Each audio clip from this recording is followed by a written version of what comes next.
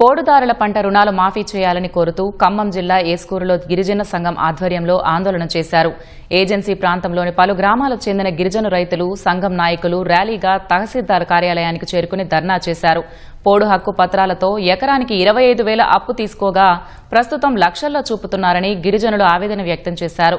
రాష్ట్ర ప్రభుత్వం ఎన్నికలకు ముందు ప్రకటించిన విధంగా పోడుదారులకు పంట రుణాలు మాఫీ చేయాలని డిమాండ్ చేశారు.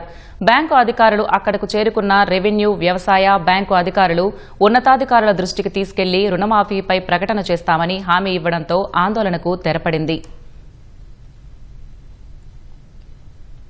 పోడు రైతుల హక్కు పత్రాల మీద గత ప్రభుత్వంలో బ్యాంకు రుణాలు ఒక్కొక్క రైతుకి 25,000 రూపాయలు తీసుకున్నారు.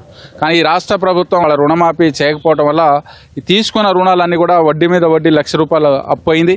బ్యాంకు అధికారులు పోయి ఒత్తిడి చేస్తా ఉన్నారు, రెన్యువల్ చేస్తారా లేదా అని సంతకాలు పెట్టమని బలవంతంగా పెడతా ఉన్నారు. వందలాది మంది ఆదివాసీ, గిరిజన, లంబాడి రైతులు వాళ్ళ యొక్క రుణమాఫీ చేయాల్సిన బాధ్యత ఈ ప్రభుత్వాన్ని. ఇక్కడ ఉన్నటువంటి గిరిజన ఎమ్మెల్యే కావచ్చు, ప్రభుత్వం కావచ్చు, ఎందుకని పట్టించుకోవట్లేదు? 30,000 కోట్ల రూపాయలు రుణమాఫీ చేస్తామని చెప్తుంది, కానీ కేవలం 3 కోట్ల రూపాయల రుణాలను కూడా మాఫీ చేయడంలో ప్రభుత్వం వైఫల్యం చెందింది.